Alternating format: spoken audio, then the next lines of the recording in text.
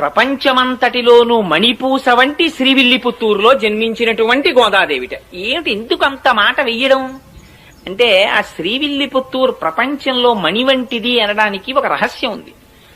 మొట్టమొదట ఈ భూమి అంతా కూడా సముద్రంలో మునిగిపోతుంటే, ఆనాడు రాక్షసులు దీన్ని చాప చుట్టినట్టు చుట్టి పట్టుకుపోతుంటే, వరాహమూర్తి భగవానుడు నీళ్లల్లోకి ప్రవేశించి ఆ రాక్షసుల్ని దునుమాడి తన మూపురమున ధరించి భూమిని పైకెత్తారు. పైకెత్తిన తరువాత భూదేవిని పైకెత్తారు కాబట్టి భూమిని భరించారు కాబట్టి భూమి ఆయనకి భార్య, ఆయన భర్త.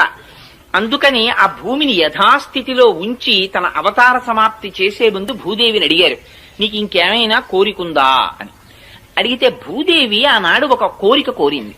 స్వామి, నువ్వు ఇవాళ ఏ రూపంలో ఉన్నావో అదే రూపంతో నాతో కొంతకాలము పాటు గడపవలసినది అని అడిగింది. తప్పకుండా అలాగే గడుపుతానని ఆదివరాహమూర్తి అవతారములో ఉన్నప్పుడు భూదేవితో కలిసి దక్షిణ భారతదేశంలో ఇప్పుడు శ్రీవిల్లిపుత్తూర్ అన్న క్షేత్రము ఎక్కడుందో అక్కడ ఉన్న అడవులలో స్వామి భూదేవితో కలిసి తిరుగుతుండేవారట. భగవానుడు ఎక్కడ ఏ రూపంలో ఉన్న యోగులు గుర్తిస్తారు. అందుకని అవతారమును దాల్చి, అంటే అక్కడే ఉన్నాడా, అంతటా ఉన్నవాడు అక్కడ కనబడతాడు. ఇప్పుడు కరెంట్ ఉంది, కరెంటు ఇదంతా కరెంట్ ఉంది, తీగలంతా కరెంట్ ఉంది, కానీ ప్రస్ఫుటంగా ఎక్కడ కనపడుతోంది? ఈ లైట్ లో కనపడుతోంది. అంటే ఈ లైట్ లోనే కరెంట్ ఉందండి, ఆ తీగల్లో కరెంట్ లేదంటే ముట్టుకుంటే తెలుస్తుంది.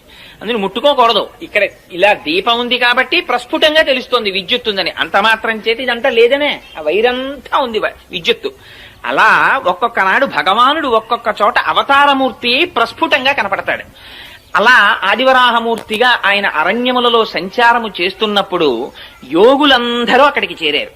చేరి వాళ్ళు భూదేవి సహిత ఆదివరాహ స్వామిని చాలా కాలము పాటు సేవ చేశారు. ఇలా ఈ విషయం తెలిసి మునులు, మహర్షులు, ఋషులు, యోగులు అన్ని లోకాల నుంచి అక్కడికి చేరిపోయారు. చేరిపోవడంలో అదొక పెద్ద పట్టణం అయిపోయింది.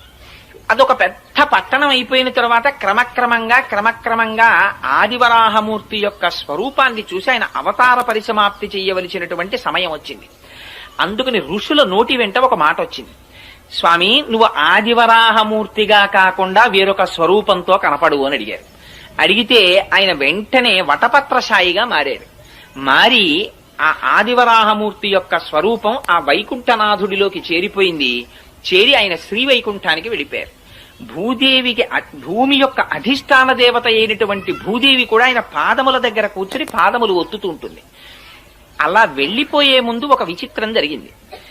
ఋషులందరూ అక్కడ ఉండి భగవానుడున్నాడని యాగాలు చేస్తుంటే వెంటనే అక్కడికి రాక్షసులు వచ్చారు. ఇవి రెండు ఎప్పుడూ చేరుతాయండి భగవానుడున్న చోట. అందుకే భగవానుడికి సూర్యుడు చంద్రుడు కళ్ళు.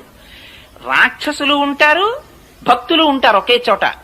ఆ రాక్షసుల పట్ల సూర్యుడనే కన్నుతో చూస్తుంటాడు తేజోవంతంగా, భక్తుల పట్ల చంద్రుడనే కన్నుతో చూస్తుంటాడు ప్రశాంతంగా. అందుకే గోపికలు పూర్ణచంద్రుడి వంటి ముఖంతో ఉన్నారంటే భగవంతుని యొక్క అనుగ్రహాన్ని పొందారు వాళ్ళు. రాక్షసులు వచ్చి ఆ మహర్షుల్ని వేధిస్తున్నారు, రక్తమాంసాల్ని తెచ్చి యజ్ఞగుండాల్లో పడేస్తున్నారు. ఈ ఋషులందరూ ఆ అరణ్యంలో తిరుగుతున్నటువంటి ఆదివరాహమూర్తి పాదములు పట్టి ప్రార్థించారు, స్వామి నీ అవతార పరిసమాప్తి అయిపోతోంది, ఈ రాక్షసుల్ని దునుమాడమని. ఆయన అన్నారు, ఈ మాత్రం రాక్షసుల్ని దునుమాడడానికి నేను రావలసిన అవసరం లేదు, నా సుదర్శనాన్ని పంపిస్తున్నానన్నారు. వెంటనే చక్రం బయలుదేరి వచ్చింది. వచ్చి అందులో అన్నారు, ఆ వ్యాఖ్యానంలో ఒక విచిత్రమైన మాట రాశారు. అదిట ముందు ఎవరిని చంపిందంటేట ఆ రాక్షసుల యొక్క రథముల చక్రములను పడగొట్టిందిట. ఎందుకంటే మీరు చక్రాలు నేను చక్రాలు ఏమిటే, ఇన్ని చక్రాలు ఉండడానికి వీల్లేదు, ఒక చక్రమే ఉండాలని ముందు చక్రాలు పడగొట్టిందిట. రథాలు పడిపోతే వాళ్ళందరూ కింద పడ్డారట. కొన్ని కోట్ల మంది రాక్షసుల్ని సంహరించేసిందిట చక్రం. సంహరించేస్తే దాని నిండా రక్తం మాంసం అంటుకుపోయి మళ్లీ స్వామి ధరించడానికి అనుకూలమైన స్థితిని పొందడానికి ఆనాడు ఆదివరాహమూర్తి వరుణుణ్ణి పిలిచారట. పిలిచి ఒకసారి చక్రం కడగాలి, ఇక్కడ ఏదైనా నీటిని ఏర్పాటు చేయమన్నారు. స్వామి సుదర్శనాన్ని కడగడానికి సామాన్యమైనటువంటి నీళ్ళేమిటి, గంగా యమునా సరస్వతుల్ని పిలుస్తున్నానని గంగా యమునా సరస్వతుల్ని పిలిచారట. అదే తిరుముక్కోళ తీర్థము అని శ్రీవిల్లిపుత్తూరులో తీర్థం ఏర్పడింది. అందులో సుదర్శనాన్ని కడిగారు. అందుకని ఆ తీర్థంలో స్నానం చేసినటువంటి వాళ్ళకి ఆధ్యాత్మిక జ్ఞానం వస్తుంది అంటారు. సుదర్శనం అంటే మంచి దర్శనము. సుదర్శనాన్ని కడిగారు కనుక దీనితో చూసేటటువంటి దర్శనం ప్రపంచాన్ని చూస్తుంది. ఇక్కడి నుంచి ఆంతరనేత్రంతో చూసేటటువంటి దర్శనం పరమాత్మని చూపిస్తుంది. అది సుదర్శనం కడగడం. అందుకని ఆ కోనేటిలో స్నానం చేస్తారు. సరే, ఆదివరాహమూర్తి తిరిగి వైకుంఠనాథుడిగా వెళ్ళిపోయారు. ఇక్కడ శేషసాయిగా ఆయన అంశ ఉండిపోయింది. అదే మున్నూరు దేవాలయం అని కృష్ణమూర్తి గుడి ఉండిపోయింది శ్రీవిల్లిపుత్తూరులో. అప్పటికి దాని పేరు శ్రీవిల్లిపుత్తూరు కాదు. వెళ్ళిపోయి ఉండగా ఒకనాడు భూదేవి ఆయన పాదములొత్తుతూ ఎందుకో ఒక ప్రశ్న వేసింది. స్వామి, మీకు అనేక రకములైనటువంటి కైంకర్యములు జరుగుతుంటాయి కదా, పుష్పార్చన చేస్తారు, తులసితో అర్చన చేస్తారు, అభిషేకం చేస్తారు. అసలు ఈ అర్చనలన్నింటిలో మీకు ప్రీతిపాత్రమైన అర్చన ఏది అని అడిగింది. అడిగినది భూదేవి అడిగింది కనుక ఆయన అన్నారు, నాకు పుష్పార్చన ప్రీతి అన్నారు. పుష్పాలు ఎక్కడి నుంచి రావాలి? భూమిలోంచి రావాలి. అందుకని అడిగిన వాళ్ళని ప్రీతి చెందించడం ఆయన యొక్క కోరిక. అందుకని పుష్పములంటే నాకు ప్రీతి అన్నారు. పుష్పార్చన చేత ప్రీతి చెందుతానన్నారు. అసలు ఆయన అడిగిన పుష్పాలు బాహ్య పుష్పాలు కావు. అహింస ప్రథమం పుష్పం, పుష్పమింద్రియ నిగ్రహ, సర్వభూత దయా పుష్పం, క్షమా పుష్పం, విశేషత జ్ఞాన పుష్పం, ధ్యాన పుష్పం, తప పుష్పం తు సత్తమం, సత్యమష్ట విధం పుష్పం విష్ణో ప్రీతికరం భవేత్ అని ఆ పుష్పాలు. అందుకని ఆ పుష్పార్చన ఇష్టమన్నారు. అయితే నేను పుష్పార్చన చెయ్యాలనుంది కొంతకాలం, మీకు ఎక్కడ జన్మించనని అడిగింది. అడిగితే నువ్వు కడుపున పుట్టవలసిన అవసరం లేదు, నాకు పుష్పార్చన చెయ్యడానికి పుడతానని అడుగుతున్నావు కనుక మన గరుక్మంతుని యొక్క అంశలో భట్టనాథులని ఒకరు జన్మిస్తారు, వారికి అయోనిజవై తులసి వనంలో నువ్వు దొరుకుదువుగానివి అని అభయం ఇచ్చారు. సరే, ఈలోగా ఆదివరాహమూర్తి యొక్క అవతారము పరిసమాప్తి కాగానే అక్కడున్న మహర్షులు ఋషులు అందరూ వెళ్ళిపోయారు. వెళ్ళిపోతే మళ్ళీ అది అడవి కింద ఉండిపోయింది. ఆ అడవిలో చిన్న కుగ్రామం ఒకటి ఏర్పడింది. దాని పేరు పుత్తూరుని పిలిచేవారు. అక్కడ కండువు అనబడేటటువంటి పేరు కలిగినటువంటి వాడు, విల్లి అని పేరు కలిగినటువంటి వాడు, ఇద్దరు ఆటవికులు సోదరులు ఉండేవారు. వాళ్ళిద్దరూ రోజు జంతువుల్ని వేటాడి ఆ మాంసం తెచ్చుకు తినేవారు. వాళ్ళిద్దరూ ఒక రోజున ఒక పులిని వేటాడడానికని బయలుదేరారు. ఆ పులి పరిగెత్తింది ఒక గుహవేపు. అటువేపుగా ఈ విల్లి అన్నవాడు పరిగెత్తాడు, కండు అన్నవాడు పరిగెత్తాడు.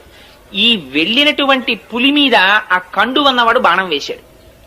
దెబ్బతిన్న పులి ఎటో నక్కింది. దానికోసం విల్లి వెతుకుతున్నాడు, కండువు వెతుకుతున్నాడు. ఆ దెబ్బతిన్న పులి పొంచి ఉండి ఒక్కసారి కండువు మీద పడి వాడి మెడ కొరికి చంపేసింది. చంపి గుహలోకి పారిపోయింది. ఈ విల్లి ఆ చనిపోయినటువంటి కండువు శరీరం మీద పడి ఏడుస్తున్నాడు, అయ్యో నువ్వు పులి చేతిలో మరణించావని. అక్కడే ఉంది ఆలయం, అందులో ఉన్నారు స్వామి.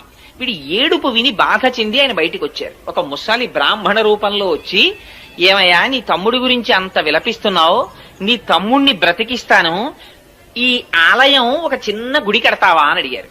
అంటే భగవానుడు రాబోయేటటువంటి విషయాల్ని ఉద్ధరించడానికి ఇప్పటి నుంచే ఆయనకు ఒక ప్రణాళిక ఉంటుంది. అందుకని గుడి కడతావా అన్నారు. అంటే ఆయన అన్నాడు, తొందరలో అలాగే కడతాను, కానీ ముందు నా తమ్ముణ్ణి బతికిస్తే కడతానన్నాడు. నువ్వు కట్టు, తమ్ముణ్ణి బతికిస్తానన్నారు. కాదు, ముందు తమ్ముణ్ణి బతికించు, నేను కడతానన్నారు. సంకల్పం చేస్తే ఎంతసేపు అండి? ఆ పిల్లాడు ఆయన బతికాడు. ఇప్పుడు గుడి కట్టన్నారు. అప్పుడు అన్నాడు, అయ్యో మా తమ్ముడి కోసం అన్నాను గాని గుడి కట్టడానికి డబ్బులు ఉండాలి, వేటగాడిని నా దగ్గర డబ్బు ఎక్కడుంది అన్నాడు. ఆయన అన్నారు, గుహలో పులి దూరింది కదా, లోపలికి వెళ్లి పులిని చంపు, ఆ గుహలో నిధులున్నాయి, ఆ నిధి పట్టుకొచ్చి గుడి కట్టన్నారు. అంటే ఈ విల్లి అనేటటువంటి వాడు ఆ గుహలో దూరి పులిని చంపి నిధిని తెచ్చి గుడి కట్టాడు. అది పుత్తూరు అనబడేటటువంటి కుగ్రామం విల్లి అనేటటువంటి వాడి చేత దేవాలయ నిర్మాణం భగవంతుని పనుపున జరిగింది కాబట్టి విల్లిపుత్తూరైంది. ఆ విల్లిపుత్తూరుకి గరుడుని యొక్క అంశలో భట్టనాథులు వచ్చారు. ఆ భట్టనాథులే పెరియాళ్వార్. ఆ పెరియాళ్వార్ ఒకనాడు పుష్పవాటిక పెంచుతుండగా తులసివనంలో భూదేవి యొక్క అంశలో ఆ గోదాదేవి ఆవిర్భవిస్తే ఆ పిల్లని చూశారు ఆయన. అయ్యో చిన్న పిల్ల ఈ పొదలో దొరికింది అని, ఆయనకి ఏది పూల మొక్కలలో దొరికినా అది కూడా పువ్వే. అందుకని పట్టుకెళ్లి కృష్ణుడి గుళ్ళో పెట్టేశారు. పెట్టేస్తే అశరీరవాణి పలికింది. పైగా అక్కడున్న భక్తులలో ఒకరి మీదకి ఆవహించి ఆనాడు శ్రీ మహావిష్ణువు మాట్లాడారు. నా అనుగ్రహవశం చేత అయోనిజగా జన్మించింది ఆవిడ భూదేవి అంశ, కన్న తండ్రిలా నువ్వు పాలించన్నారు. సరే అని తీసుకొచ్చారు, భార్యకి ఇచ్చారు. ఆ పిల్ల పెరిగి పెద్దదవుతోంది, మంచి యవ్వనంలో ప్రవేశించింది. నువ్వు పుష్పవాటికకి రాకు, యవ్వనంలో ఉన్నావు కదా, బయట తిరగకూడదు, నువ్వు ఇంట్లో ఉండి పుష్పమాలలు కట్టు, నేను పువ్వులు తెస్తానన్నారు. సరే మీకు తెలిసి ఇంకా కథ. ఆయన పువ్వులు తెచ్చేవారు, ఈవిడ పువ్వులు కడుతుండేది. కట్టిన తరువాత తండ్రి గారు చూడకుండా ఆ పుష్పమాల తన మెడలో వేసుకుని జడలో పెట్టుకుని ఒకసారి నూతులో చూసుకుని ఓసారి అద్దంలో చూసుకుని ఆ పుష్పమాల తీసి బుట్టలో పెట్టేది. ఈ పుష్పమాల పట్టుకుని ఆయన కృష్ణ పరమాత్మకు పట్టుకెళ్లేవారు. అర్చకులు ఆ పుష్పమాల అలంకారం చేద్దామని తీస్తే అందులో మామూలుగా పువ్వు కొండవలసినటువంటి వాసన కన్నా కూడా దివ్యమైన పరిమళం కనపడింది. ఇటు మల్లె పువ్వులా కాకుండా ఇంత పరిమళాలు వస్తున్నాయి ఏమిటి పువ్వులని, బహుశా ఇదంతా భట్టనాథుల యొక్క తపఫలితం అయి ఉంటుంది, ఆయనకున్న కైంకర్యనిష్ట అయి ఉంటుంది అనుకున్నారు. ఏమిటి ఇంత వాసన అర్చకులు మార్చి మార్చి ఆ పూలదండని చూస్తుంటే అందులో దీర్ఘకేశం కనపడింది, అంటే పొడుగాటి వెంట్రుక. ఆ పొడుగాటి వెంట్రుక చూసి ఇది స్త్రీలదే అని గుర్తించారు. స్త్రీల వెంట్రుక పూలదండలోకి ఎందుకు వచ్చింది? భట్టనాథులు వేరొక స్త్రీ అలంకరించుకున్న దండ పట్టుకురారు కదా, కానీ అడగడానికి ఆయన సామాన్యులు కారు, బాగుండదని దండను అలంకారం చేసేశారు ఆ వెంట్రుకని తీసేసి. అసలు అన్నింటిలోకి చాలా హీనమైనది ఏమిటంటే పూజా మందిరంలోకి కానీ పూజ చేసే పదార్థాల్లో కానీ వెంట్రుక రాకూడదు. అయ్యి బాబోయ్, మార్కండేయ పురాణంలో దానికి ఎంత శుద్ధి చెప్పారో ఆ వెంట్రుక వస్తే. అందుకని ఏమిటి వెంట్రుక ఉందని వెంట్రుక తీసేసి అలా ఇలా 3 నెలలు జరిగింది. జరిగితే ఇది చర్చ పెరిగిపోయింది అర్చకుల్లో. రోజు దీర్ఘకేశం వస్తోంది, భట్టనాథులు అలాంటి వాళ్ళు కారు, పైగా వెంట్రుకకి సువాసన ఉంటోంది, ఏమిటి విచిత్రం అని. సరే 3 నెలలు అయిపోయిన తరువాత ఒక రోజున మళ్ళీ అటువంటి పుష్పమాల వచ్చింది. వచ్చేటప్పటికి వాళ్ళు ఇంకా ఉండబట్టలేక భట్టనాథుల్ని పిలిచి అడిగారు, ఇలా 3 నెలల నుంచి వస్తున్నాయి పూలదండలు, నిజం చెప్పండి, ప్రతిరోజు వెంట్రుకలు ఉంటున్నాయి, ఎవరు అలంకరించి తెస్తున్నారండి. మహాప్రభువు, నాది పొరపాటు, నేను ఎప్పుడూ ఎవరు అలంకరించినవి తేలేదు, ఈ పుష్పవాటికని పుష్పాలంకృతిని నమ్ముకుని బతుకుతున్న వాడిని, నన్ను నమ్మండని ఆయన పుష్పమాలని వెనక్కి తీసుకెళ్లిపోయారు. ఆ రోజున తీసుకెళ్లిపోయి ఎవరు అలంకరించుకుంటున్నారు అని కొంచెం ఆలోచించి చూస్తే తన కూతురే అలంకరించుకుంటారు. చూశారు, అమ్మా ఎంత తప్పు చేశావమ్మా, పరమాత్మకిచ్చే పుష్పహారాన్ని నువ్వు అలంకరించుకుని ఇస్తున్నావా, దానివల్ల నేను మాట పడ్డానమ్మా అని. ఆ రోజున ఆయన పట్టికెళ్ళడానికి పుష్పమాలలు లేవు, బయటికి వెళ్లి చూస్తే పువ్వులు దొరకలేదు, బాధ పెట్టుకుని పడుకున్నారు. ఆ రాత్రి ఆయనకి కృష్ణ పరమాత్మ కల్లోకి వచ్చారు. నాకు చాలా ప్రీతి నీ కూతురు అలంకరించుకున్న పుష్పమాలయే, ఆవిడ భూదేవి అంశ, వచ్చిందే ఆ కైంకర్యానికి వచ్చింది, మీ అమ్మాయి అలంకరించుకున్న దండలు పట్టుకొచ్చి నాకు అలంకారం చేయమన్నారు. అంటే భట్టనాథులు అన్నారు, ఈ మాట నాకు చెప్తే సరిపోతుందా, అర్చకులకు కూడా చెప్పండి అన్నారు. అంటే ఆయన మళ్ళీ అర్చకులకి అశరీరవాణిగా పలికి వినిపించారు. అప్పటి నుంచి అందుకని మాలని ధరించి ముక్త విడిచిపెట్టి ఇచ్చినది కాబట్టి ఆవిడికి ఆముక్త మాల్యద అని పేరొచ్చింది. ఆ పుష్పహారాన్ని పట్టుకొచ్చి స్వామికి అలంకారం చేసేవారు. సరే కొన్నాళ్లు పోయిన తరువాత భట్టనాథులు అడిగారు, అనగా పెరియాళ్వార్ విష్ణు చిత్తులు, అమ్మా నీకు యవ్వనం వచ్చింది కదా, వివాహం చెయ్యాలి కదా, ఎవరిని వివాహం చేసుకుంటావు అని అడిగారు. అడిగితే ఆవిడంది, తాను వేసుకున్నటువంటి మాలని మార్చి వేసుకునేటటువంటి అధికారం భార్యాభర్తలకే కదా ఉంది. మనం ఒక పని చేస్తుంటాం సాధారణంగా, వివాహంలో కానీ ఎందులోనన్నా దండలు వేయించే సాంప్రదాయం ఉంటుంది. అందులో సాధారణంగా ఇద్దరికి చెరుకో దండ ఇచ్చి ఆ దండలు వాళ్ళ మెళ్ళో వీళ్ల మెళ్ళో వేయిస్తారు. అది కాదు అసలు. భార్యాభర్తల సంబంధం అంటే ఏమిటంటే, భర్త చేతితో దండ పట్టుకుని భార్య మెడలో వేస్తాడు, భార్య చేతితో దండ పట్టుకుని భర్త మెడలో వేస్తుంది. వేసిన తరువాత భార్య తన మెడలో దండ తీసి భర్త మెడలో వేస్తుంది, భర్త తన మెడలో దండ తీసి భార్య మెడలో వేస్తాడు. అలా పక్క పక్కన కూర్చుని దండలు మార్చుకుంటే వాళ్ళు భార్యాభర్తలని గుర్తు. అలా నేను ధరించిన మాల తీసి ఇస్తే ఆయన వేసుకున్నాడు, అందుకని ఆయనే పతి. అందుకని ఇంకా వేరుగా చెప్పక్కర్లేదు. అందుకని నేను శ్రీ మహావిష్ణువుని వివాహం చేసుకుంటాను. అమ్మో ఎంత గొప్ప కోరిక కోరావమ్మా, శ్రీ మహావిష్ణువుని వివాహం చేసుకుంటావా? కానీ మరి శ్రీ మహావిష్ణువు అంటే చాలా మూర్తులుగా ఉన్నారు, ఇందులో నువ్వే మూర్తిని చేసుకుంటావన్నారు ఆయన. అంటే ఆవిడంది, ఎన్ని రకాలుగా ఉంటాడు అంటే నాన్నగారు చెప్పండి అంది. అంటే ఆయన ఏదో 105 దివ్య దేశాల్లో శ్రీ మహావిష్ణువు ఎలా ఉంటారో ఆ మూర్తులన్నీ వర్ణించారట. వర్ణిస్తే అందుట నాన్నగారు వింటుంటే, ఒక్కొక్క శ్లోకం మీరు ఒక్కొక్క క్షేత్రంలో ఉన్న మూర్తుల గురించి చెప్తున్నారు, ఇవన్నీ వింటుంటే అబ్బో ఏ మూర్తికి ఆ మూర్తి గొప్ప అనిపిస్తోంది. అలా ఏం తెలుస్తుందండి వింటే? అబ్బా అమ్మాయి తెల్లగా ఉంటాడమ్మా, అమెరికాలో ఉంటాడమ్మా, బూట్లు వేసుకుంటాడమ్మా, కోట్ వేసుకుంటాడమ్మా, పుట్టుమచ్చ ఉండదమ్మా మొహం మీద, చంద్రబింబం అమ్మ, బలానా కుటుంబరావు గారు అబ్బాయి, బలానా కోటేశ్వరరావు అబ్బాయి ఇలాగమ్మా అని చెప్తుంటే అందరి పెళ్లి కొడుకులు ఎలా ఉన్నారు ఒకసారి పిలవండి చూస్తానంది ఆవిడ. అంటే అందుకనిట ఆయన పెరియాళ్వారని పిలిచింది. ఆయన అక్కడ కూర్చుని పర్ణశాలలో ఒక్కొక్క శ్లోకం చదివారట 105 క్షేత్రాల్లో ఉన్న స్వాముల్ని. వాళ్ళందరూ వచ్చి అక్కడ నిలబడ్డారు. ఇది ఆయన శక్తి. 105 మూర్తుల్ని తీసుకొచ్చి నించోపెట్టారు. నించోపెట్టి నీకెవరిని చేసుకుంటావమ్మా అని అడిగారు. అడిగితే శ్రీరంగంలో ఉన్న రంగనాథుడు ఆవిడికి బాగా నచ్చాడు. ఈయన్ని చేసుకుంటాను నాన్నగారు అందిట. అంటే మిగిలిన వాళ్ళని ఏమనుకోకండి స్వామి, మా అమ్మాయి ఈయన్ని మెచ్చుకుందంటే, అయ్యో ప్రతిబింబంలాగా నేనే కదయా 105 మూర్తులుగా ఉన్నది, ఏకస్వమేవ బహుధా భవభాసిలోకే, ఆయనే కదా ఉన్న ఒక్క ఆత్మేగా ఇన్ని రకాలుగా కనపడాలి అని ఆ స్వామి రంగనాథుడు చేసుకుంటానన్నారు. మిగిలిన వాళ్ళందరూ వెళ్ళిపోయారు, మిగిలిన మూర్తులు. పాపం ఈ రంగనాథుడిని చేసుకుంటానని ఆవిడ మురిసిపోతోంది. అదిగో వ్యాఖ్యానంలో రాశారు, ఆ స్వామి ఒకనాటి రాత్రి గోదాదేవి దగ్గరికి వచ్చి ఆవిడతో భోగం అనుభవించారు. అంటే ఆవిడ బ్రహ్మానందమును అనుభవించింది. ఆనాడు ఆండాళ్ తల్లికి వరం ఇచ్చారట, నువ్వు ఏ పరమాత్మని కోరి ఇంత తపస్సు చేశావో అటువంటి నిన్ను నేను ఆనందాన్ని పొందినటువంటి రోజు, నువ్వు బ్రహ్మానందమును పొందిన రోజు కనుక, భోగం అనుభవించిన రోజు కనుక ఇది ఉత్తరోత్తర భోగి అని పిలవబడుతుంది అని చెప్పారట. అందుకని భోగి పండగ. అందుకని అదిగో ఆ భోగం అనుభవించి స్వామి వెళ్లిపోయారు. చాలా కాలం అయిపోయింది, ఆయన రాలేదు. ఈవిడ బెంగ పెట్టేసుకుంటోంది, అవతల కళ్యాణం జరగలేదు. ఎలాగా అని బెంగ పెట్టుకుని ఉండిపోయి ఈవిడ చాలా విరహతాపమును అనుభవిస్తూ ఆఖరికి విశేషమైనటువంటి వృత్తాంతం రాశారు. ఓ పరిచారికని పంపించేటప్పటికి శ్రీరంగంలో శృంగార మండపంలో వసంతం ఆడుతున్నాడు ఆయన రంగనాథుడు. అప్పుడు ఈవిడ తన యొక్క భక్తి ప్రపత్తుల చేత యోగ మార్గంలో వెళ్ళింది ఆయన దగ్గరికి. వెళ్లి, స్వామి నీ గురించి ఆండాళ్ తల్లి అలమటించిపోతోంది, రావలసింది అంటే తన మెడలో పుష్పహారాన్ని చేతి ఉంగరాన్ని ఇచ్చి పంపించారు స్వామి.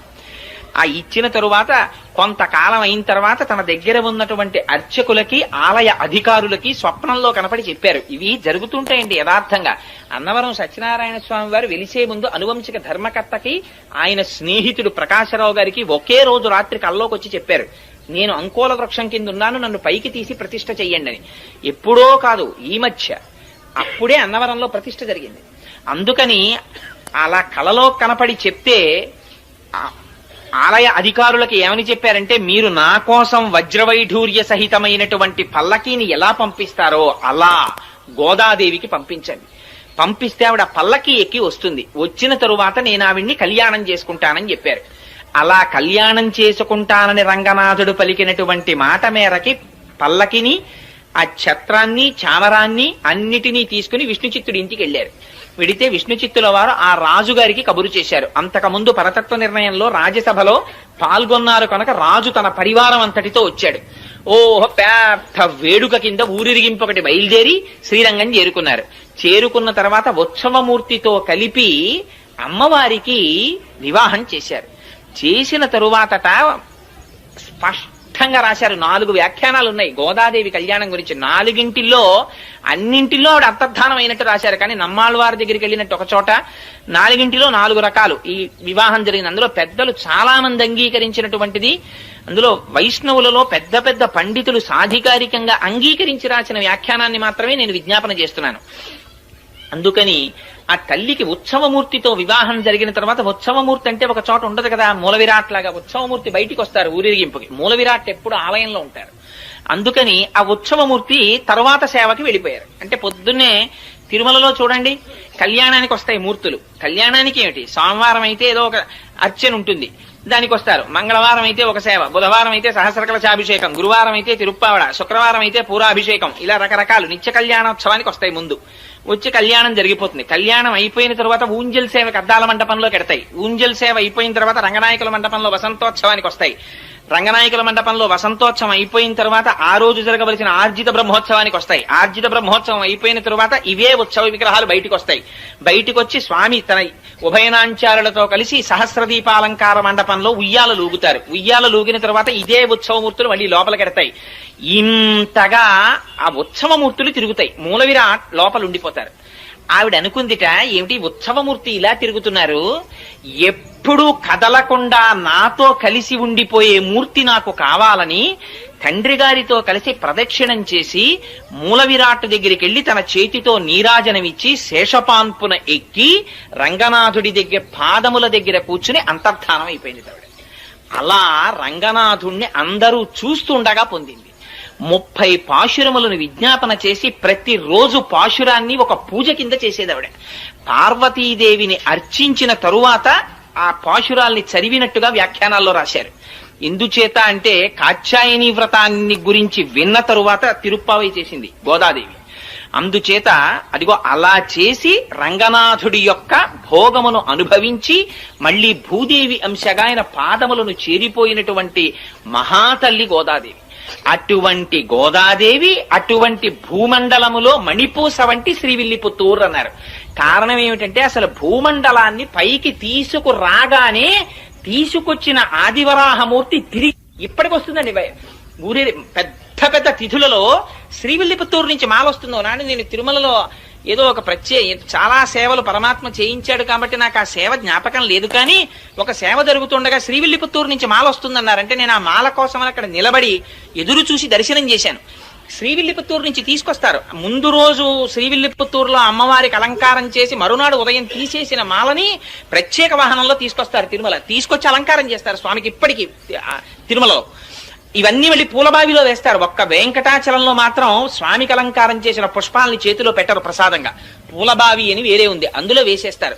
మళ్ళీ అదంతా వేరు వృత్తాంతం అనుకోండి. ఎందుకు అలా చేస్తారు అంటే ఇప్పుడు అవన్నీ మనకి ఎందుకు కానండి, ఎప్పుడైనా వెంకటాచలం గురించి చెప్పుకున్నప్పుడు చెప్పుకుందాం. అందుకని అదిగో అటువంటి స్థితి కనుక ఆ గోదాదేవి ఉన్నటువంటి ప్రాంతం భూమండలంలో మణిపూస. ఆ విల్లిపుత్తూర్ శ్రీ సంబంధంగా అమ్మవారు వచ్చింది కనుక శ్రీవిల్లిపుత్తూర్ అయింది. అక్కడ సాక్షాత్ అమ్మవారు వెలిసింది. ఆదివరాహమూర్తి యొక్క అంశ అయిన వటపత్రసాయి వెలిశారు. అక్కడ మహాభక్తుడైన పెరియాళ్వారు వెలిశారు. ఇన్ని ప్రత్యేకతలు ఉండడం చేత అన్నిటిని మించి సుదర్శనాన్ని కడిగినటువంటి పరమ పావనమైన కోనేరు వెలిసింది. అందుకని ఇన్నున్నాయి కాబట్టి అది భూమండలమునకు మణిపూస అయిన శ్రీవిల్లిపుత్తూర్. ఆ శ్రీవిల్లిపుత్తూరులో గోదాదేవి 30 పాశురములను కలిపి మాల కింద అల్లిందిట. అల్లి రంగనాథుడి మెడలో వేసిందిట. ఈ పాటలని పాడినా చదివినా నోము చేసినా బాహ్యార్థమును విన్నా చదివినా అదే ఫలితం అన్నారు. ఏమిటి పాటలకంత ప్రాముఖ్యత ఏమిటి? ఇవి కేవలం పాటలే కదా, 30 పాటలు. ఇది ఏమైనా వ్రతమా లేకపోతే ఏమైనా క్రతువు ఉందా? మరి ఎందుకు ఇంత గొప్పతనం వచ్చింది దీనికి అంటే అసలు దీన్ని బయటికి రావాలని తప్పించి ప్రాణాలు విడిచిపెట్టినటువంటి ఒక మహాపురుషుడు ఒక ఆయన ఉన్నాడు. అక్కడి లింకు తిరుప్పావైకి. ఎక్కడిదో తెలుసా అండి ఇది? నాథయామున మధ్యమాం అస్మదాచార్య పర్యంతాం వందే గురు పరంపరాం అని చదువుతారే. అందులో నాథముని అని ఒక ఆయన ఉన్నారు. ఆయన త్రికాలవేది మహాయోగి. ఆయన ఒకనాడు చెప్పారు, నా కొడుకు మనవడిగా వస్తున్నారు. ఆయన ఆ మనవడు వైష్ణవ మతాన్నంతటినీ కూడా ఈ భూమండలం 4 చెరగలా వ్యాప్తి చేస్తాడు. అటువంటి కారణజన్ముడు పుడుతున్నాడు. ఆయనకి నేనే ఈ విష్ణు సంబంధమైనటువంటి పురాణాలు చెప్పాలని కోరికుంది అని చెప్పేవారు శిష్యులతో. కానీ పాపం ఆయనకి వృద్ధాప్యం వచ్చేసి శరీరం విడిచిపెట్టేస్తున్నారు. ఆయన కొడుకు ఈశ్వరముని అని ఆయన ఉత్తర భారతదేశం క్షేత్రాల్లో దర్శనం చేస్తుంటే రాత్రి కలలోకి వచ్చి కృష్ణ పరమాత్మ చెప్పారు, నేనే నీ కడుపున కొడుకుగా పుడుతున్నాను అని. ఆ ఉత్తర భారతదేశంలో ఉండగా కొడుకు పుట్టాడు కనుక యమునా నది ఒడ్డున పుట్టాడు కనుక యమునకి నాథుడు శ్రీకృష్ణుడు కనుక కృష్ణుడు స్వప్నములో చెబితే పుట్టాడు కనుక యామునుడని పేరు పెట్టారు. ఆయన మనవడిగా రావాలి, కానీ మనవడికి చెప్పుకోవాలి విద్యని తాతగారు కలవరించారు. కానీ ఈలోగా శరీరం పడిపోయింది. పడిపోతుంటే ఆయన ఏమన్నారంటే పుండరీకాక్షుడన్న శిష్యుణ్ణి పిలిచి, ఒరే నేను బ్రతికి ఉండడం లేదు నా మనవడు వచ్చే వరకు, అందుకని నువ్వు ఈ విష్ణు సంబంధమైనటువంటి విద్యనంతటిని నా మనవడికి చెప్పు, నా దగ్గర నేర్చుకున్నావు కనుక అని చేతిలో చెయ్యించుకుని ప్రాణం వదిలేశారు. ఈ విరూపాక్షుడు కూడా పెద్దవాడైపోయేటప్పటికీ కూడా ఇంకా యామునాచార్యుల వారు తయారు కాలేదు. అందుకని ఆయన శరీరాన్ని విడిచిపెట్టేస్తూ తన శిష్యుడైనటువంటి శ్రీరామమిశ్రుణ్ణి పిలిచి చేతిలో చెయ్యించుకుని యామునాచార్యుల వారికి విద్య నేర్పమని ఆయన ప్రాణం విడిచిపెట్టేశారు. తీరా నిజంగా యామునాచార్యుల వారు పుట్టి పెరిగి పెద్దవారవుతున్న సమయంలో ఈశ్వరముని ప్రాణం వదిలిపెట్టేశారు. ఈ యామునాచార్యుల వారు చదువు నేర్చుకోవలసి వస్తే ఇంత ఏర్పాటు చేస్తే చిట్ట చివరికి కాంచీ నగరానికి వెళ్ళి అక్కడ ఒక మహానుభావుడు ఉండేవాడు మహాభాష్య భట్టు అని. ఆయన దగ్గర చదువు నేర్చుకుంటున్నారు. ఎంత చిత్రం జరిగిందంటే ఆ కాంచీ పట్టణాన్ని ఏలేటటువంటి రాజు ఒక ఆయన ఉండేవాడు. ఆయన దగ్గర ఒక పెద్ద ఆస్థాన పండితుడు ఉండేవాడు. ఆయన పేరు విద్వజ్జన కోలాహలుడు. ఆ విద్వజ్జన కోలాహలుడు దేశంలో ఎవరినైనా ఓడించాడు విద్యలో. ఆయన అందుకని రాజుగారిని అడిగాడు, నాకు అందరిలా నువ్వు గ్రామాలు అవి ఇస్తే కుదరదు, అగ్రహారాలును, పండితుల దగ్గర పన్నులు వసూలు చేసుకో బతుకుతాను నేను. ఎందుకని ఆ పండితులు నాతో ఢీ కొట్టలేకపోయారనడానికి గుర్తుగా. సరే అలా వసూలు చేసుకోమని శాసనం చేశాడు రాజు. ఆ విద్వజ్జన కోలాహలుడు అందరి దగ్గర పన్నులు వసూలు చేసేవాడు. పండితుడు అన్నవాడు అందరూ పన్ను కట్టాలి ఆయనకి, ఎందుకంటే ఆయన ఓడించలేరు కనుక. యామునాచార్యులు వారు చిన్న పిల్లాడిగా మహాభాష్య భట్టు దగ్గర చదువుకుని వీధరుగు మీద కూర్చొని సంధ్యావందనం చేస్తున్నారు. ఆ రోజున సైనికులు వచ్చి ఈ మహాభాష్య భట్టు గురించి చాలా తక్కువ చేసి మాట్లాడారు. పన్ను కట్టలేదు విద్వజ్జన కోలాహలుడికి, తీసుకెళ్లి కారాగారంలో పారేస్తాం. గురువుగారు ఇంట్లో లేరు. యామునాచార్యులు వారు అడిగారు, ఎందుకు కట్టాలరా మీకు పన్నుని అంటే, మా గురువు గారు విద్వజ్జన కోలాహలుడు, ఆయన ముందు ఏ పండితుడు నిలబడలేరు, మీ గురువు గారు నిలబడలేకపోయారు, అందుకు పన్ను కట్టాలన్నారు. అంటే ఈయనన్నారు, యామునాచార్యులు వారు చిన్న పిల్లాడండి, 7 ఏళ్ళు 8 ఏళ్ళు ఉంటాయి అప్పటికాయనకి. ఆయన అన్నారు, మా గురువు గారు మీ గురువు గారికి పన్ను కట్టడం ఏమిట్రా, కట్టడు, అంత అహంకరించున్నాడా మీ గురువు, నేను 2 శ్లోకాలు ఇస్తున్నాను, వీటిని పట్టుకెళ్ళి మీ గురువుకు చూపించని ఓ తాళపత్రాన్ని తీసి దాని మీద 2 శ్లోకాలు రాసి ఇచ్చారు. నేను పండితుణ్ణి కాను, నేను కవిని కాను, నేను వినయము చేత సుసంపన్నుణ్ణి, కానీ ఎదురు తిరిగిన వాళ్ళ కొమ్ములు విరిచేసే మీటిగాడిని అని పద్యాలు రాశారు. అసలు ఇది పట్టుకెళ్ళి విద్వజ్జన కోలాహలుడికి చూపించారు. చూపిస్తే ఆయన ఆశ్చర్యపడి, ఎవడరా బుడతాడు నా మీద ఇంత పద్యాలు రాశాడా, వాడిని తీసుకురండి అన్నారు.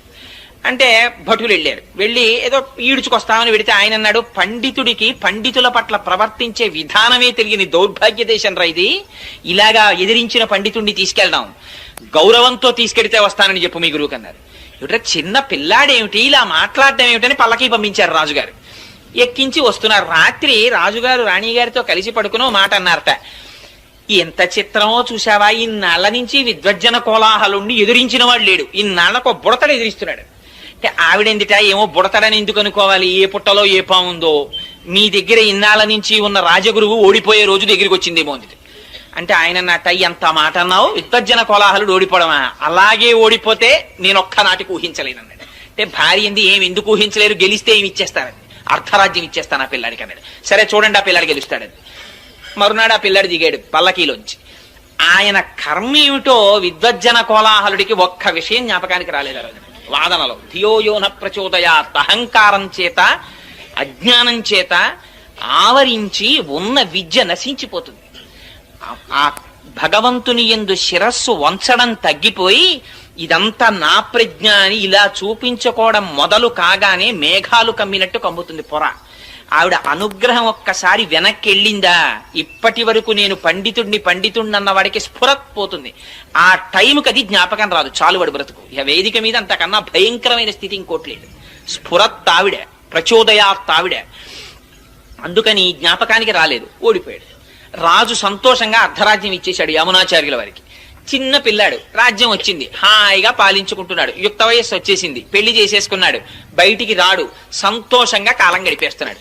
ఇక్కడ ఈ శ్రీరామమిశ్రుల వారు ఆయన ముందున్నటువంటి పుండరీకాక్షుడి యొక్క గురువు గారైనటువంటి పాపం ఆయన ఇచ్చినటువంటి మాట మేరకి ఆ నాథమునుల యొక్క కోరిక తీర్చడానికి ఈ కుర్రాడికి వైష్ణవ మంత్రాన్ని వైష్ణవ విజ్ఞానాన్ని అందించాలని చెప్పి పాపం ఈయన కూర్చున్నాడు. ఈయన బయటికి రాడు, ఆయన ముసలాడైపోతున్నాడు. ఎలాగరా ఈ పిల్లాన్ని రక్షించడం అని రోజు వెళ్ళి రాజుగారిని అడిగేవాడు, రాజుగారిని ఒక్కసారి దర్శనం ఇప్పించండి. అడిగితే దర్శనం కుదరదు, నేను చాలా ఇబ్బందిలో ఉన్నాను, ఇప్పుడు చాలా రాచ వ్యవహారంలో ఉన్నాను, వెళ్ళిపోమనేవాడు. తిరిగి తిరిగి తిరిగి తిరిగి విసిగి వేసారిపోయి ఆయన ఒక రోజున పూజ చేస్తూ రంగనాథుడికి చెప్పుకున్నారు కళ్ళనీళ్లతో, మా గురువులు మహానుభావుడు ఆ నాథమునులు చెప్పారు, నా మనవడు వస్తున్నాడు, వాడు వైష్ణవ మతాన్ని నిలబెడతాడన్నారు, ఆ పిల్లాడు రాజు అయిపోయి అసలు నా మొహమే చూడలేదు, ఇంకా నేను చెయ్యగలిగింది ఏం లేదు, శ్రీరంగనాథ ఏమైనా ఉంటే నువ్వే చూసుకో అన్నారు. అంటే పూజామందిరంలో మాటలు వినపడ్డాయి, అంత బెంగెట్టుకోకోయ్, నీ ఇంటి పక్కనే ముళ్ళ ముస్తె కూర ఉంది కదా, రోజు బట్టికెళ్ళి ఆ వంటశాలలో ఇమ్మన్నారు. అంటే ముళ్ళ ముస్తె కూర అని నీటి పక్కన పెరుగుతుంది, ఆ కూర రోజు తింటే విడిచిపెట్టకుండా ప్రతిరోజు తినాలి. తింటే ఏమవుతుందంటే విషయభోగముల మీద ఆ లంపటం వదిలిపోయి వైరాగ్యం వస్తుంది ఆ కూర తింటే, దానికి ఆ లక్షణం ఉంది. అందుకని ఆ ముళ్ళ ముస్తె కూర పట్టుకెళ్లి పాపం రోజు ఈయన ఈ శ్రీరామమిశ్రుల వారు వంటశాలలో ఇచ్చి రాజుగారికి పెట్టమనేవారు. ఆ వంటవాడిని ఏదో మంచి చేసుకుంటే ఆయన వండేవాడు, విస్తట్లో వేశాడు. రాజశాసనం ఏమిటంటే వండి వడ్డించేటప్పుడు వంటవాడు రాజుతో మాట్లాడకూడదు. అందుకని ఈయన వడ్డించడమే అంతే, పులుసో అంటే వేయడమే, అంతేగాని పులుసు బాగుందా అని అడగకూడదు. అందుకని ఆయన వడ్డించేవాడు, ఈయన తింటుండేవాడు. ఎక్కడిది ఈ కూరని ఆయన అడిగేవాడు కాదు. పాపం ఎవరో పట్టుకొచ్చారని ఈయన చెప్పేవాడు కాదు, తలకాయ ఎగిరిపోతుంది, ఆయన వెళ్ళిపోయేవాడు. ఇలా కొన్ని నెలలు అయిపోయింది. కానీ ఆయనకి వైరాగ్యం ప్రారంభమైంది ఆ ముస్తె కూర తిని. కానీ పాపం రోజు వచ్చి ఈయన అడుగుతూ ఉండేవాడు ఈ శ్రీరామమిశ్రుడు, ఏమయ్యా ఏమైనా అడిగాడా నా గురించి, ఎవరు తెచ్చారు ఈ కూరని ఏమైనా అడిగాడా అని. తినెళ్ళిపోయాడు ఆయన అనేవాడు. ఆఖరికి ఓ రోజున ఇంటికి ఎడుతుంటే వర్షం పడింది, చలేసింది, జ్వరం వచ్చింది, ఇంట్లో పడిపోయాడు. 10 రోజులు అయిపోయింది, ముసలాయన అయిపోయాడు. ఎన్నాళ్ళు ముళ్ళ ముస్తకూర పెడితే మారుతాడు రాయన, నా వల్ల కాదు రంగనాథ, ఇంకా నేను చెయ్యగలిగింది లేదు అన్నాడు. ఆ రోజున రాజుగారు భోజనం చేస్తూ వంటవాడిని పిలిచి, రోజు ఒక ఆకుకూర పెట్టేవాడివి పెట్టలేదే అన్నాడు. అంటే వంటవాడు అన్నాడు, మహాప్రభో మాట్లాడితే తలకాయ పోతుందని నేను చెప్పలేదు, కానీ ఎవరో వృద్ధుడైన వైష్ణవుడు ప్రతిరోజు ఈ ఆకుకూర తెస్తాడు, మీకు పెట్టమన్నాడు, పెడుతున్నాను. ఎందుచేతనో ఒక 10 రోజుల నుంచి ఆయన రావట్లేదు, ఆయన మీ దర్శనానికి కొన్ని 100 మార్లు ప్రయత్నించారు, మీరు దర్శనం ఇవ్వలేదు అన్నాడు. అరెరే అలాగా, ఒక వైష్ణవుడు వృద్ధుడు నా కోసం ఆకుకూర తెస్తున్నాడు ఆ రోజు, ఈ మాట నీకు కనపడితే నా దర్శనానికి పంపించన్నాడు అని వెళ్ళిపోయాడు రాజు. ఈయన ఇంకా విసిగెత్తిపోయి వెళ్ళడం మానేశారు. ఇంకా చిట్ట చివరి ప్రయత్నం, రంగనాథ ఇక నేను వెళ్ళను సుమా, నా మీద నువ్వు ఆశెట్టుకోవద్దు, ఇవాళ ఒక్కరోజు పట్టుకెడుతున్నాను కూరని ఓ రోజున మెల్లిగా వణుకుతూ పాపం ఆ కూర పట్టుకుని వెళ్ళారు. వెడితే వంటవాడు గభాలన కౌగిలించుకుని, మహానుభావ మీ గురించే చూస్తున్నాను, రాజుగారు అడిగారు దర్శనం చేయండి అన్నాడు. రాజుగారి దగ్గరికి ప్రవేశపెట్టారు. రాజుగారు ఆయనని చూడగానే ఆయన దివ్యమైన తేజస్సు చూసి సింహాసనంలోంచి లేచి కాళ్ళ మీద పడ్డాడు. పడి, నా కోసం ఎందుకు తెచ్చారు ఈ ముళ్ళ ముస్తె కూర ఇన్నాళ్ళ నుంచి అని అడిగాడు. అడిగితే, ఏమీ లేదండి, మీ తాత ముత్తాతలు పెద్ద నిధి ఒకటి సంపాదించి పెట్టారు, దాన్ని మీకు ఇమ్మన్నారు, ఎలాగో అలా మీ దర్శనం అయితే ఆ నిధి మీకు అప్పచెప్పేద్దాం, పెద్దవాడిని అయిపోతున్నాను కదా అని మిమ్మల్ని అడుగుదామని ఏదో ఒక అనుబంధం పెట్టుకోవడానికి కూర తెచ్చాను అంటే రాజు అన్నాడు, అయ్యో దానికి ఉంది, ఇప్పుడే సైన్యంతో వచ్చేసి అని తెచ్చేసుకుంటాను, ఎక్కడుంది చెప్పండి అన్నాడు. అంటే అబ్బాయి అలా కుదరదు రాజా, దానికి ఒక చిన్న షరత్ ఒకటి ఉంది, కొంచెం మీరు భగవద్గీత 18 అధ్యాయాలు చదివేస్తే తీసుకెళ్లి మీకు ఆ నిధి ఇచ్చేస్తామన్నాడు. భగవద్గీత అప్పటికి ఆయనకి కూడా ఈ కూర తిని తిని తిని తిని తిని అసలు నేను ఎందుకు వచ్చానన్న వైరాగ్యం ప్రారంభమైంది. అందుకని ఆ భగవద్గీత ఎవరో మళ్ళీ నేను కొత్తగా పండితుడిని ఎక్కడ చూసుకుంటాను, మీరే చెప్పకూడదా రోజు అన్నాడు. అంతకన్నా భాగ్యమా మహానుభావ, నాథమునుల కోరిక తీరుతుందని ప్రతిరోజు వచ్చి 18 అధ్యాయాలు చెప్పాడు. పూర్ణమైన వైరాగ్యం వచ్చింది రాజుకి. ఇప్పుడు చూపిస్తారా నిధిని అని అడిగాడు. ఆ రోజు కోసమే ఎదురు చూస్తున్నాను మహారాజా, రెండని తీసుకెళ్లాడు శ్రీరంగానికి. తీసుకెళ్లి ఆ శ్రీరంగనాథుడు ఇలా పడుకుని దక్షిణ దిక్కికి చూస్తూ ఇలా పడుకుని ఉంటారు. ఆ పాదముల దగ్గర శ్రీదేవి భూదేవి ఉంటారు. ఆ శ్రీరంగనాథుడి పాదాలు చూపించి, ఇదే మీ తాత ముత్తాతలు మీకు ఇచ్చిన పెన్నిధి, ఈ పెన్నిధిని మళ్ళీ మీకప్పజెప్పాలని ఆ పాదములను కొలిచేటటువంటి వైష్ణవుల యొక్క భక్తి, ఆ సాహిత్యము, ఆ సంపద ఇవన్నీ నిలబెట్టేటట్టుగా మీరు ఒక గొప్ప ఆచార్యులు కావాలని మీ తాత అపేక్షించారు, కానీ మీరు రాచరికంలో పడిపోయారు అని చెప్పి శ్రీరంగనాథుడి పాదాలు చూపించి అది నిధి అని చెప్పారు. వెంటనే ఆయన ఏం చేశాడంటే తన కొడుక్కి పట్టాభిషేకం చేసేసి శ్రీరంగంలో పర్ణశాల నిర్మించుకుని 5 పుస్తకాలు రాశారు.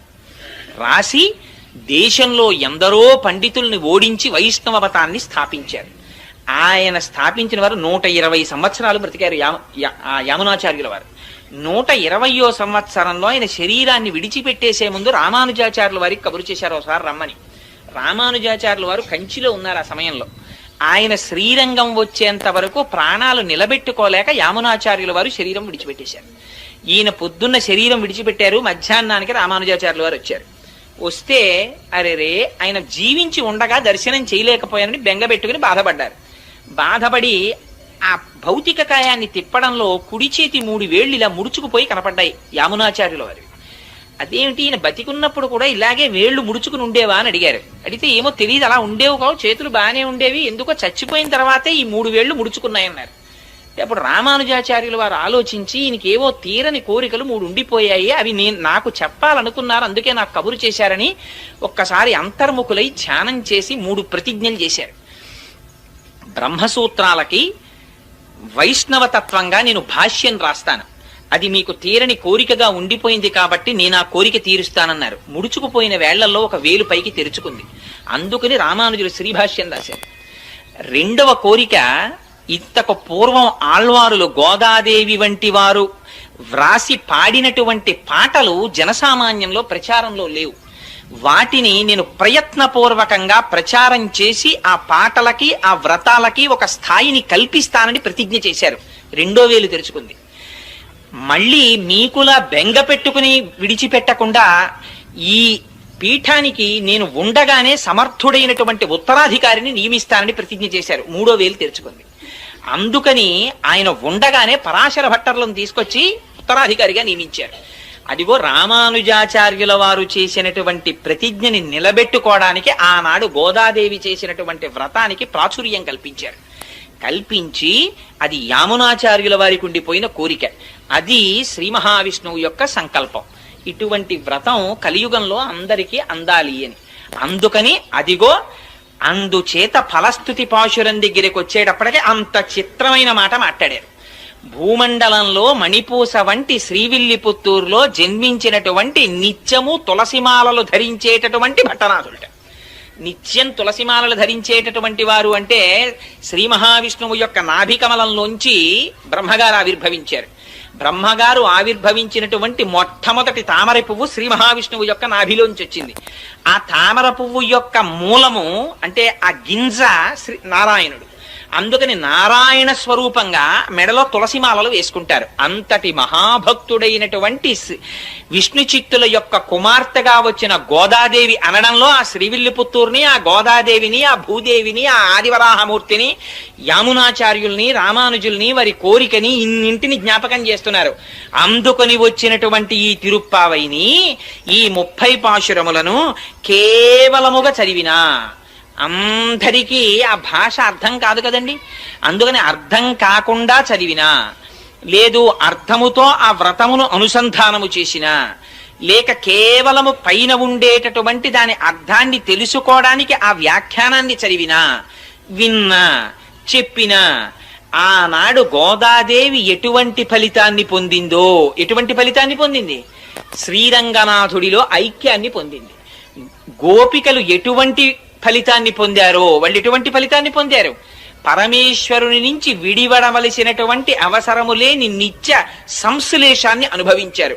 అటువంటి ఫలితాన్ని అందరూ అనుభవిస్తారు అని ఆ తిరుప్పావై అనేటటువంటి వ్రతానికి ఫలసిద్ధి చెప్పి, ఈ తిరుప్పావై వ్యాఖ్యానాన్ని ఎక్కడెక్కడ ఎవరెవరు వింటున్నారో, ఎవరెవరు చదువుతున్నారో, ఎవరెవరు చేస్తున్నారో, చూసి సంతోషిస్తున్నారో వాళ్ళందరికీ ఇహమునందు ఇది అది అని చెప్పనేలా, విద్యలో ఉన్న వారికి విద్యాభివృద్ధి, వ్యాపారములో ఉన్న వారికి వ్యాపారాభివృద్ధి, రాజ్యం చేసేటటువంటి రాజులకి రాజ్య విస్తీర్ణత, వివాహము కానటువంటి కన్నెపిల్లలకి వివాహము, వివాహితలై ఋతుస్నానము చేసి ఉన్నటువంటి స్త్రీలకి గర్భధారణ జరిగి శ్రీకృష్ణ పరమాత్మ వంటి ఉత్తముడైనటువంటి కుమారుడు జన్మించడముతో సహా సమస్తమైనటువంటి కోరికలు ఈడేరతాయి అని ఫలసిద్ధి చెప్పి, ఇంత పరమ పవిత్రమైనటువంటి తిరుప్పావై అనబడేటటువంటి ఆఖ్యానము అని దీనిని పెద్దలు పూర్తి చేసి ఉన్నారు.